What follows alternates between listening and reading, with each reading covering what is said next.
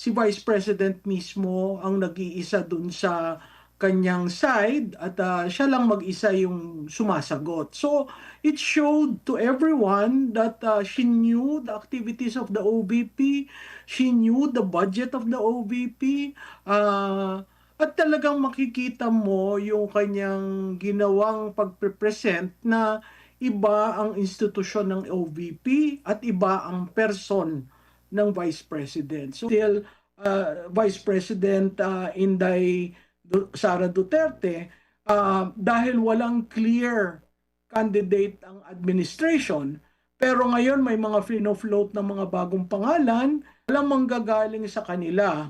But there will be a candidate of the administration, and I will call that the Trojan horse versus the Vice President. Ang taon na siya. Again, babalik ako. Ang mga nangyayari sa Pilipinas, kung ang presidente walang alam, mahina ang presidente, hindi siya on the job, wala siya sa ground, no? Lahat yan ginawa niya. Nagpunta sa Bulacan, nagpunta sa Baguio. But that doesn't mean you should be alone. Ito lang yung presidente nakita ko na walang complete staff work at hindi kasama ang mga liderato sa ahensya niya. Siya lang ang tumingin.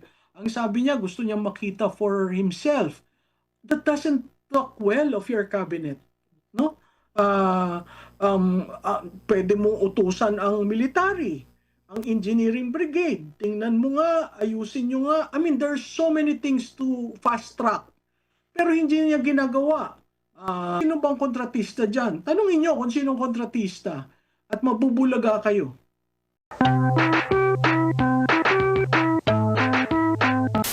Admar, no?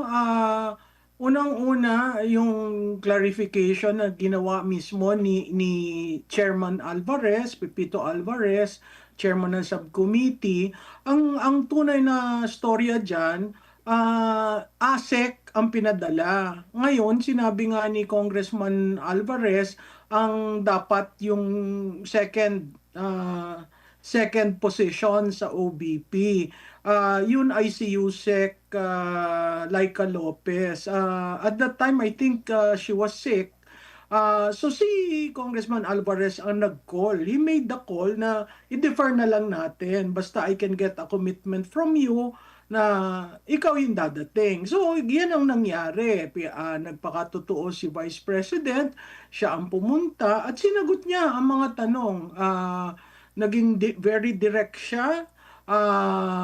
At naging frank, I would say, na makikita mo ito lamang siguro sa kasaysayan ng OVP na si Vice President mismo ang nag-iisa dun sa kanyang side at siya lang mag-isa yung sumasagot. So it showed to everyone that she knew the activities of the OVP, she knew the budget of the OVP, at talagang makikita mo yung kanyang ginawang pagpe-present na iba ang institusyon ng OVP at iba ang person ng Vice President. So clearly, what she showed today is a leadership that we might be saying she's not prepared, but she showed to everyone that she can handle it very honestly, directly, and really frank about the questions and the answers she gave. Opo, speaking of questions and answers po, doon sa mga katanungan, naging subject na ito doon sa impeachment complaint at yun din yung naging sagot ni VP Sara as well as doon sa intelligence fund. Tingin mo ano pa? Kumbaga makakakuha pa ba ng traction yun?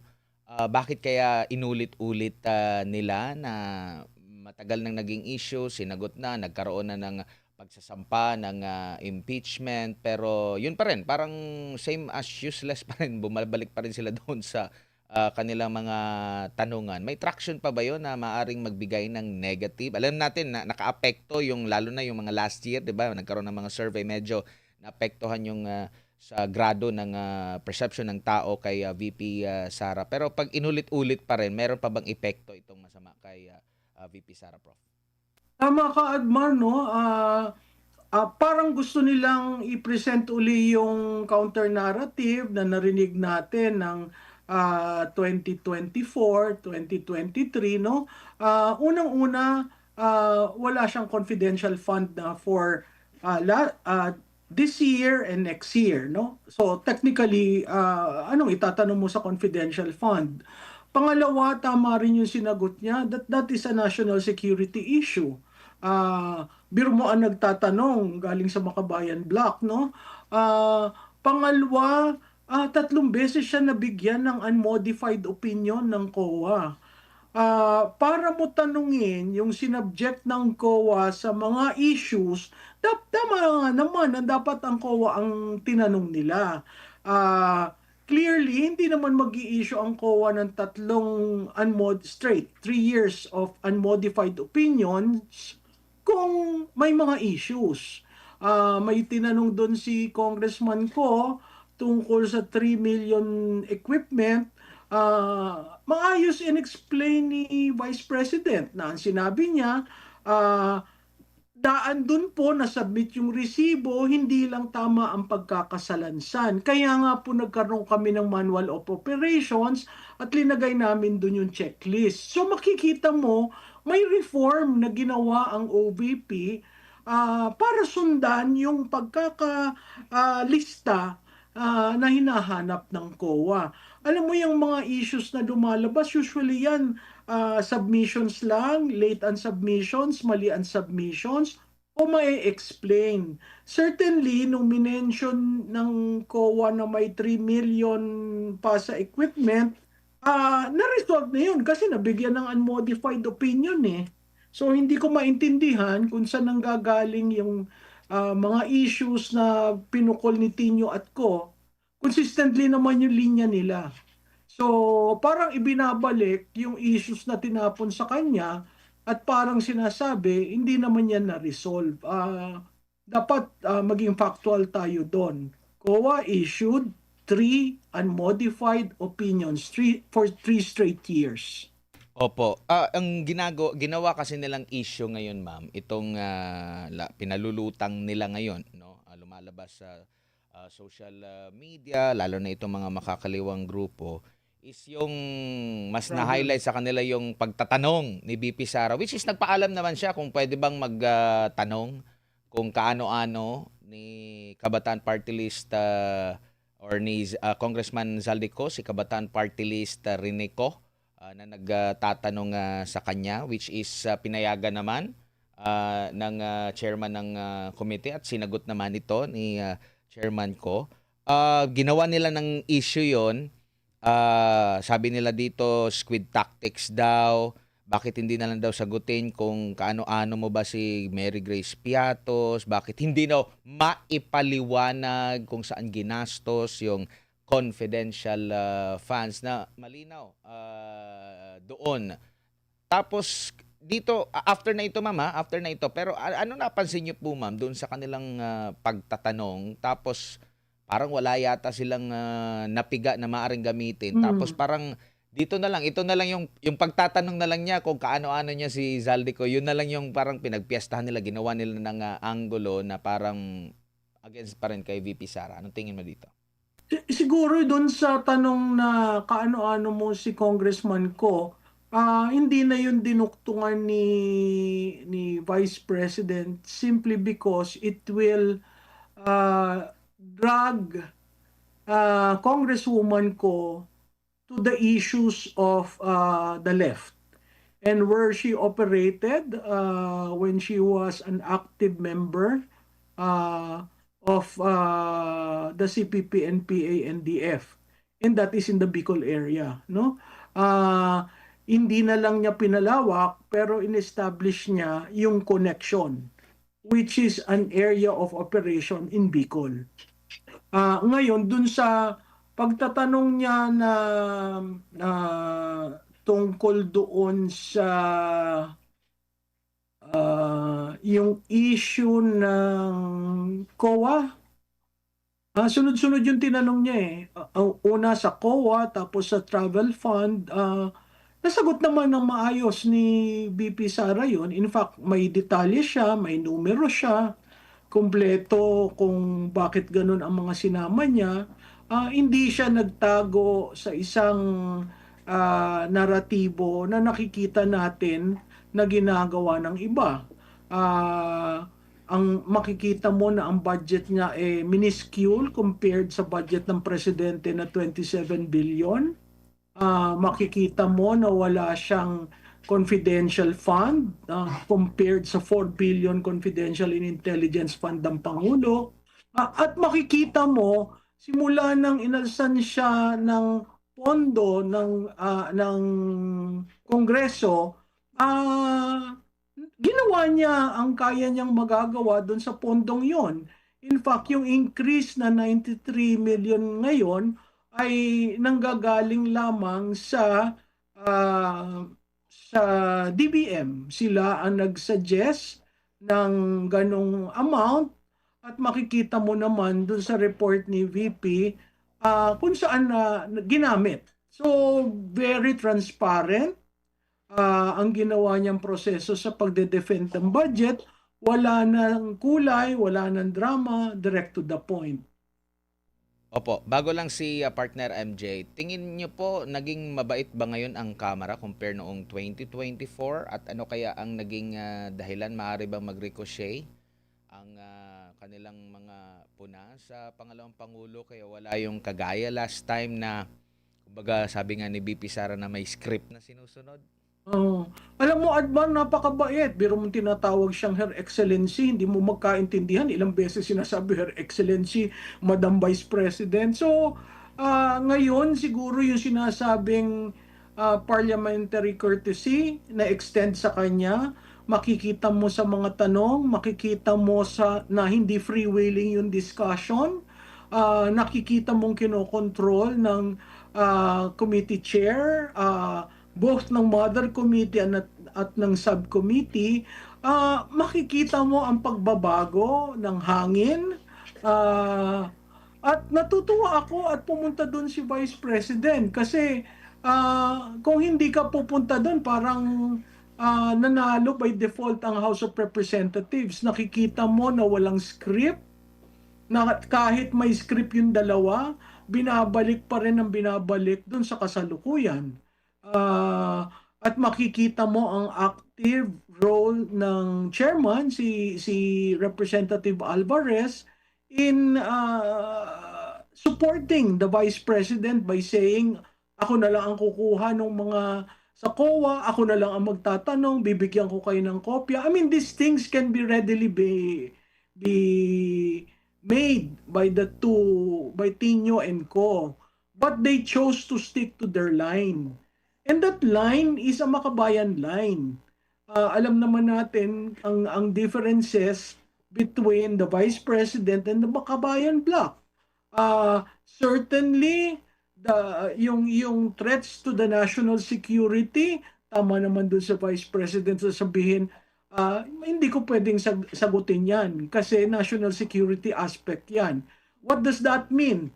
I cannot be answerable to two, Tino and Co, who are part of the quote-unquote threats, who are now part of the parliament or of the legislative body.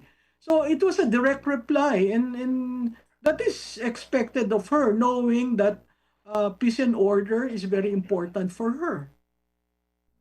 Opo, ma'am, good evening. Si MJ po ito. Sa House pa rin po na issue. Ano ba itong tingin mo sa drama-rama sa House of Representatives? Mukhang aalis na yata si Speaker Martin Romualdez. Marami tayong nakikita sa newsfeed na yung mga personal niyang gamit nilalabas na po sa kanyang magiging dating tanggapan na ba dyan sa Kamara de Representantes? Oo, MJ, mukhang 8:30 p.m. Nakita naman natin ang session kanina, no? Nag-open and 5 seconds suspended. So may nangyayari, may ugaan na nangyayari. At dyan sa ugaan na yan, mukhang itong gabing ito na-finalize na kung sino ang uupo. Ang hindi lang klarado, siya ba'y nagbibitiw? Kasi plenary action yan eh. o nagli-live lang. So tingnan natin kung ano mangyayari bukas kasi ang sabi bukas daw mag-a-assume yung gusto ng Malacanang, no? Ah, ang importante diyan maitutuloy ba 'yan? Kasi kung walang quorum, walang at ganong kalalim yan ba ay declaration of all seats vacant o certain seats vacant. Mahalaga ring makita natin yung aparatos ba ni Speaker Martin Romualdez maaalis o nandyan pa. Maraming masalimuot yung pagpapalit ng speaker. Kasi 3 years na yang si Mr. Romualdez at makikita mo na ang Tingog Party List, 'di ba? Ang Ako Bicol Party List, ang BHW Party List at kung sino pa mang party list na kaanib ni Speaker Martin ay dapat maging part ng cleansing. So malaki pang question mark yan, although nakita nga natin na nabalitaan ko rin na may naglalabas na ng mga gamit at para sure na makikita natin ang pagpapalit. And yet, kahit mo ilabas yung gamit na yan, ako'y naniniwala na ang aksyon ay dapat plenaryo at yan ay magsisimula bukas.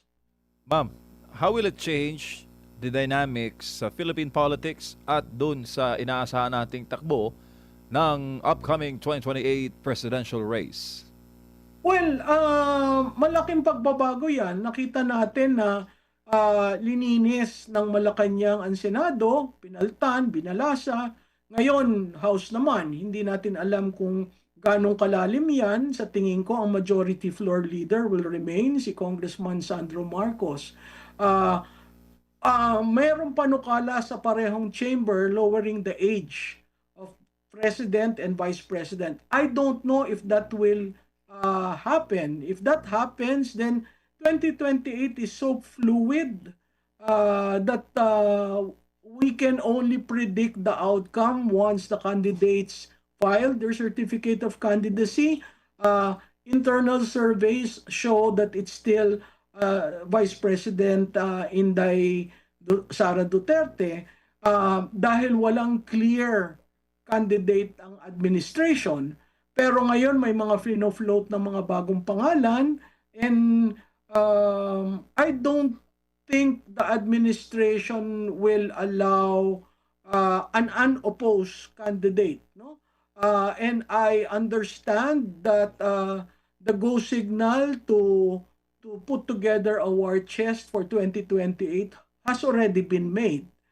So, ang kulang na lamang dyan ay sino yung mamanukin. So, makikita natin na in all likelihood, walang manggagaling sa kanila, but there will be a candidate of the administration and I will call that the Trojan horse versus the Vice President. Tsaka ma'am, kung maalala natin, first half ng Marcos Jr. government, meron pong attempt ng People's Initiative at ang mga tao ay tinuturo na benefactor nito ay itong si Congressman Romualdez na maaari daw umupo bilang Prime Minister. And sumunod doon, yun ang issue, yun ang mga issue kay VP Sara na alam naman talaga natin, ma'am, na inoperate lang para siraan, ma'am. Totoo yan, MJ, no? Yung buhay yung People's Initiative, buhay yung impeachment by February. So marami pang blockade ang tatalunin bago tayo umabot ng October 2027 when the filing of the COCs happen. Marami pang mga plano itong administrasyon na ito against the Vice President. Makikita naman natin ang pagpilit sa ombudsman. Makikita rin naman natin ang mga kasong pinaplano na derail lamang sila dahil dito sa flood gate, no? Ang tawag ko diyan flood gate. Dahil nag-reveal na pag tiningnan mo vertically, pwedeng sabihin na wala akong kinalaman diyan. Alam mo naman kami, kung minsan nadadawit ang pangalan namin. Ang nare-reveal pa lang sa atin ang horizontal corruption. Ah, kaya incumbent sa ICI na talagang buksan itong mga ito, buksan ang small committee report, buksan ang bicameral conference committee report, alamin kung sino nag-insert, sino ang proponent, saan napunta yung pondo, sinong kumita doon. Kasi kung hindi nila yan gagawin, that now becomes a campaign issue for 2028. Corruption will be a campaign issue. Lalo pa ma'am, itong si Congressman Eli San Fernando, sinabi niya na yung issue ng leadership change ay mababaw lang daw. Kahit sino pa raw ang pumalit sa Ilagay. liderato, kung wala ron tunay na mapapanagot, wala rin ding silbi itong mga dynamics na nangyayari ngayon. Sabi niya, napakalalim ng korupsyon, taon-taon may skandalo pero walang tunay na naging accountable. Tingin niyo ma'am, itong pagkakatanggal, kung totoo mang natanggal na si Congressman Romualdez, ito ba'y magpapahupa, no, sa galit ng mga tao ma'am na ngayon ay nagrarally na sa harap ng batasang pambansa? Sa tingin ko hindi yan magpapahupa.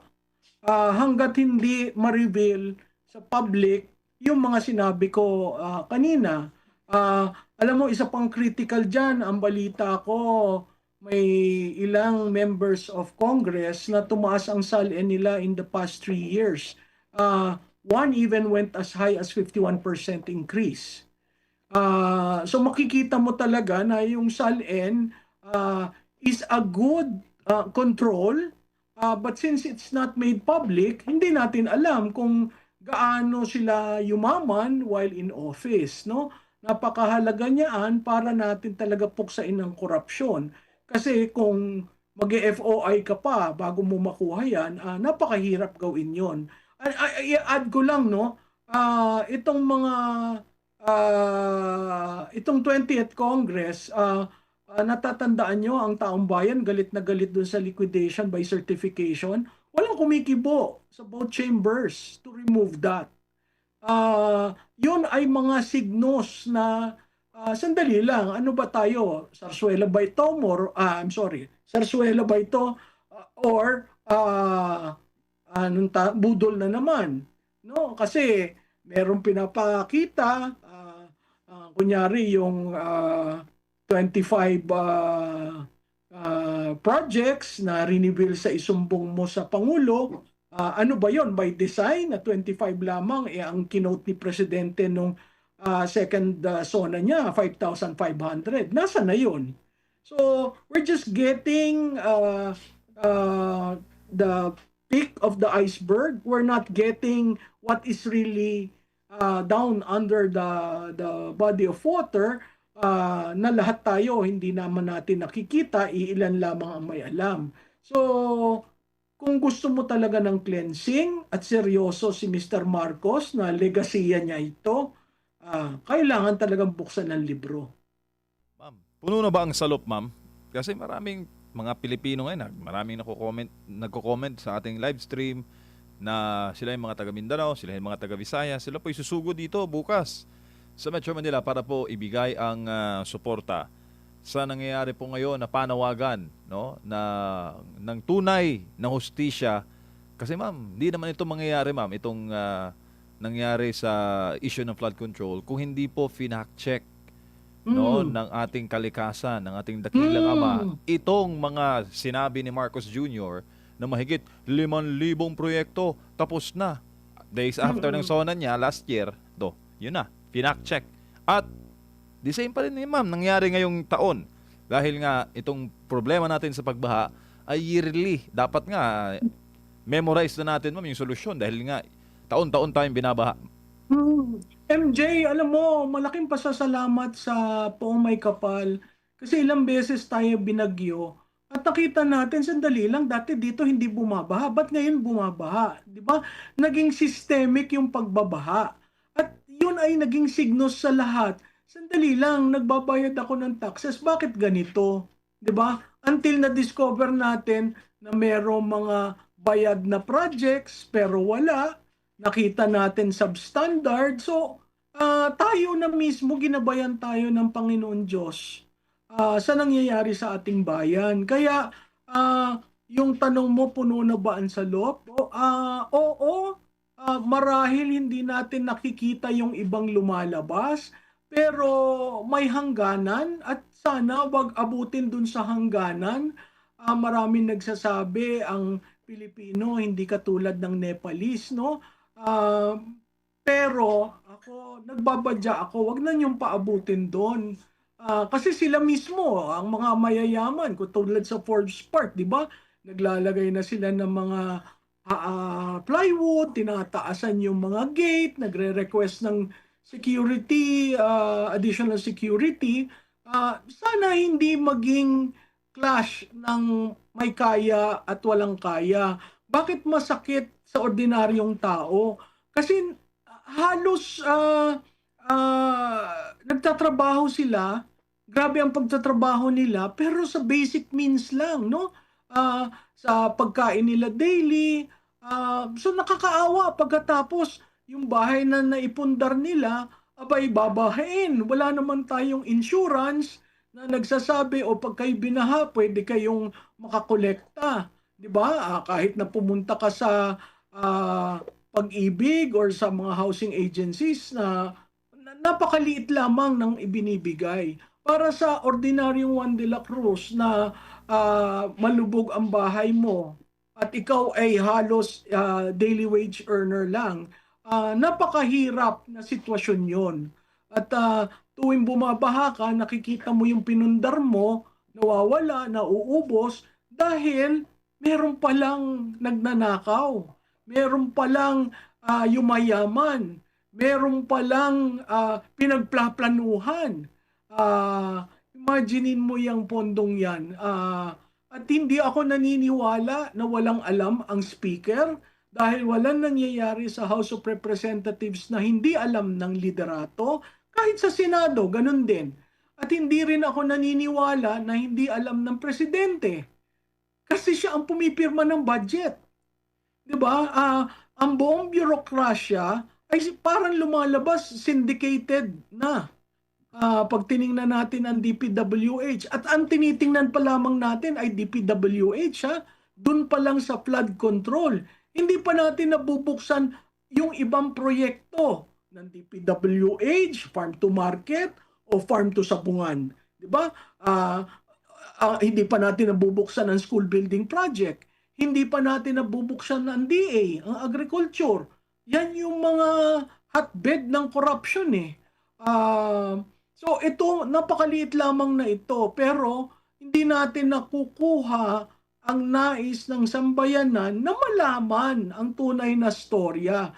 Kasi kung hindi natin malalaman ang tunay na storya, hindi natin malalaman kung sino ang magiging accountable.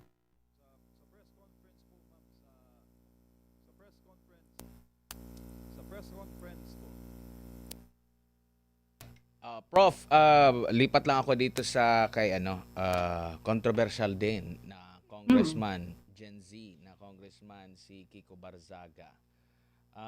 Marami siyang mga payag, no, against dito kay Saldico at against din sa mga kay Romualdez, pero siya yung ngayon. In fact, meron pang binantaan siya ngayon na prof na maghahain ng complaint sa kanya sa ethics, no? Sabi pa nga niya para mas mauna pa ata siyang kaysa doon sa kanyang mga binibira at nagiging ngayon kumbaga parang sinasabing nasa likod nitong kontrobersya ngayon sa flood control. Ano masasabi mo sa batang kongresistang ito na pinaratangan na may problema daw sa mental health tapos dininay naman niya, Prof?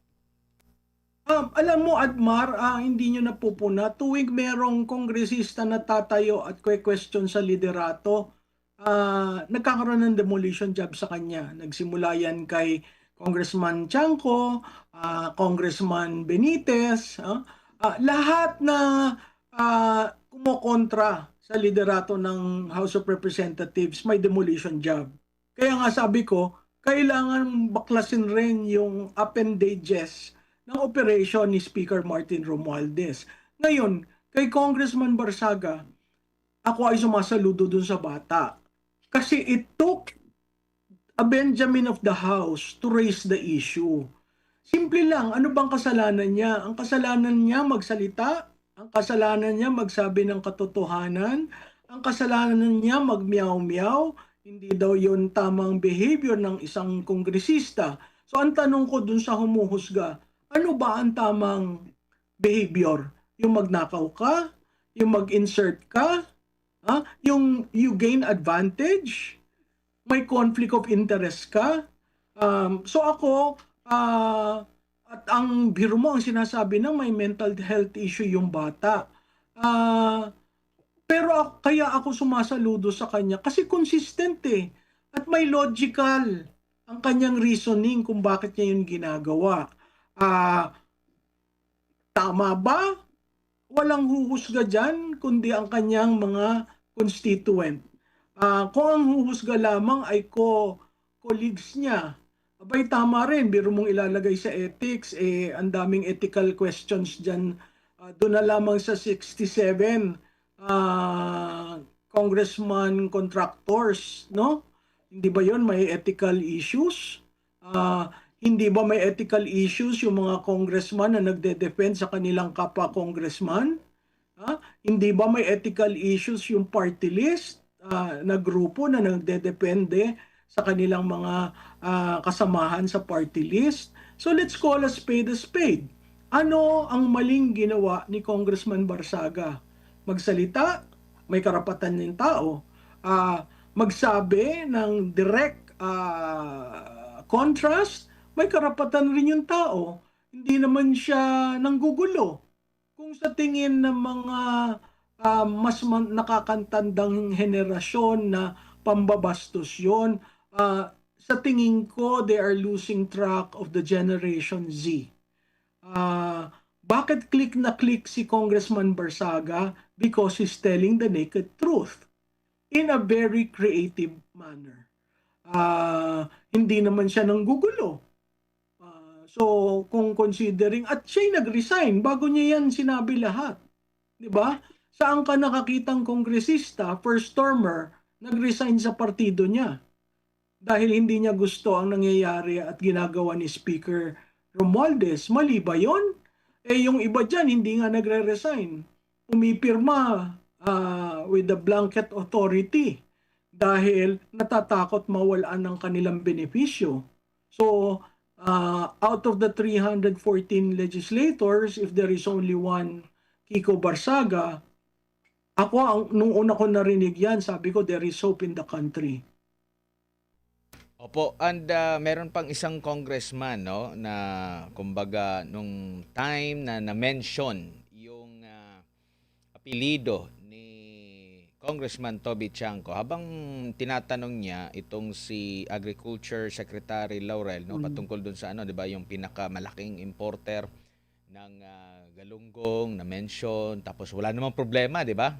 Sabi ni Agriculture Secretary, wala namang problema doon, no? Pero pinupunto pa niya, hindi ba ito conflict of interest? Hindi ba ito ganito ganyan? Sinagot din siya na walang ganito problema. Pero nung may mention itong si Agriculture Secretary Chu Laurel, itong si Zaldico na humihingi sa kanya na hindi niya pinayagan, abay wala nang follow-up questions. Nakagaya dun kay Chanco, na alam natin ang Chanco medyo pumipitik nga dito sa liderato ng Kamara. Prof, may double standard kumbaga. Oo, at saka may conflict of interest yung chairman yan. Kasi unang-una, saan siya tumakbong party list nung una? Bakit siya ngayon nasa Bicol? Yun lang yung tatanong ko. Kanino ba yung Bicol, Saro? Kanino nga ba? Di ba? At bakit siya tumakbo doon? Di ba? So makikita mo, kung linyahan lamang, unang-una, Mr. Chairman, ang conflict of interest, ikaw. Dapat yun dinedeclare. Kaya nga ako, pabor ako dun sa may disclosure ng conflict of interest. Dapat bawat legislator will declare ano ba ang conflict of interest ko? 'Di ba? Katulad niya, tumakbo siya sa dating party list, nakasama sa Makabayan Bloc. Ngayon, all of a sudden, nag-reincarnate siya as Bicol Saro. Ah, kanino ang Bicol Saro? Paano yan connected kay Congressman Ko, 'di ba? Paano siya, sino ang padrino niya para makapasok sa Bicol Saro? At ano ang commitments niya sa liderato ng Bicol Saro? So, itong mga ginagawa niya, kung minsan, tama ka, nung sinabi ako nagulat ako noon minomonitor ko yun, nung sinabi ni Secretary Chu na yung hinihingi, talagang tumahimik at nakita mo sunod-sunod ang blink ng mata, no? Hindi natin maintindihan kung paano ipinta. Kaya walang malinis sa Kongreso, both in the Senate and in the House. Yun nga lang, ang taong bayan umabot na sa sukdulan. Kasi nakita nila na kung paano binubulsa ang pondo ng bayan. So sa tingin ko, this is a cleansing process. At dapat yung nagkasalanan, magandang magsabi. Kasi kung i-ethics mo lahat yan, hindi ko alam kung sino ang balita ko sa House. Ang hirap makakuha ng chairman ng ethics. It took a while. Alam naman natin na walang mangyayari dyan. The most is censure. But the censure will have to be voted upon at plenary. So, saan na naman pupunta yan? Opo, ma'am, balikan ko lang yung kay Presidente Marcos. Lumalabas kasi sa kanyang mga pahayag ngayon, parang siya ang bida, siya ang crusader sa laban kontra korupsyon. Where in fact, ang mga korupsyon ay nangyari sa ilalim ng kanyang pamamahala. At marami pong nagchat-chat, di ba? At marami nagpapadala ng mensahe, ma'am. Di ba tawag dyan, ma'am, ay command responsibility bilang Ay, tama ka dyan, pinakamataas MJ. na opisyal Tama ng ka bayan. Yes, ma'am. Tama ka dyan. Yung command responsibility, ayan na executive order ni Ramos na sinasabi sa civilian at uniform personnel, yung konsepto ng command responsibility. Apparently, this time around, parang nawawala yan at isinasatabi. Bakit? Kasi naghahanap ang administrasyon na ito ng legasiya. Magiging 4 na taon na siya, no? Wala siyang legasiya. Tingnan mo sa infra, wala. Tingnan mo sa program, wala. Tingnan mo sa trade, wala. Tingnan mo sa Maharlika Fund, wala. Tingnan mo sa utang, ay lubog na tayo sa utang. So ang tanong ko, anong legacy? Ano, pag sinara mo ang mata mo at sinabi mong Marcos Jr., what comes to your mind? Di ba corruption? So, if I am able to bounce on the issue of corruption, may legacy ako, no? Matatandaan natin yung sinabi niya nung araw ng kamatayan ng anniversary ng kamatayan ng tatay niya, na I will do what is best for the nation. 3 taon na siya.